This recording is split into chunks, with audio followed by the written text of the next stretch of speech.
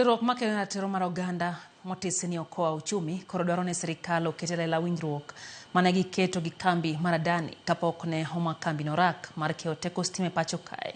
Riwruogno wacho ni ber ka sirkal kawo pach jopiny kapok giketo kokgi e wi orag moro amora. Gikwayo od bura bende mondo mi kik chak kal paro mar medo gope mag sirkal. Fredrick Omondi nengiler. Ka giloso kawuono e boma ma Nairobi, riwruok mar Okoa Uchumi wacho ni kata obedo ni nengo mokwuono dok piny, to pod ngima pek ne Jokenya nikech nengo mar mwandu kod chenro mamoko ni malo.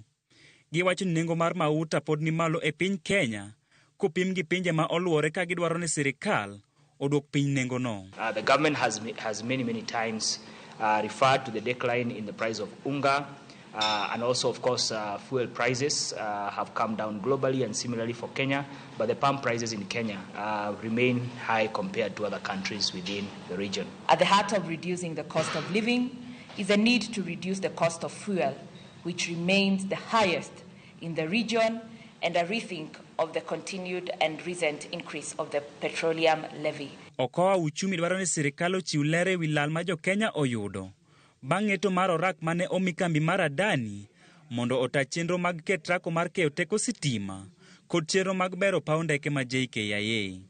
Gidwaro bende ni jotelo mane osiro lwedo oragno mondo ogwe tao, ka ok kamano to jood bura mamalo othechgi oko e apisi. We believe that the state must come clean on the liabilities caused by the cancellation of the deals and the details of the investigative report that guided the decision to rescind the deals as cited by the President.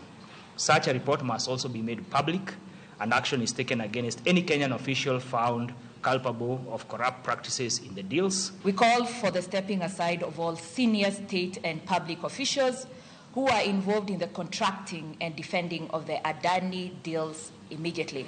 If they do not resign, we call on the President to dismiss those who hold executive offices and powers. And again, if this does not happen, for Parliament to commence impeachment proceedings against especially cabinet secretaries who steered the process of contracting the Adani deals. Riwruogno bende yango ni atamalo 70 mar osuru ma sirkal choko kod atamalo 50 mar bajet ma higa ka higa dhi mana e gope mag sirkal ma ok chenro mag dongruok.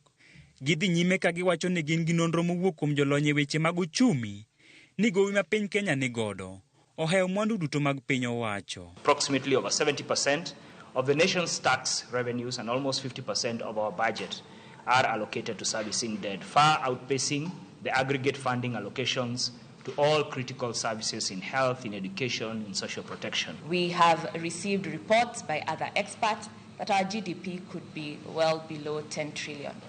That means we are borrowing way above our GDP. Kuom mano, Okoa Uchumi dwaro ni od bura mamalo owit oko paro mora mora ma ochwalnegi mageto olo gowi. Kaka timo mano, to onengo gingi kaka ginyalo duoko chien omenda ma sirkal tiyogo. We are calling on Parliament to stop the proposed approval of the continued and excessive borrowing against debt anchors by undertaking, one, by ensuring that that particular proposal within the Public Finance Management Act does not pass, and secondly, instead of allowing the government to borrow unabated, instead to put very strong measures to reduce expenditure and cut the interest charged on domestic debt. Fredrick Omondi, Ramogi TV.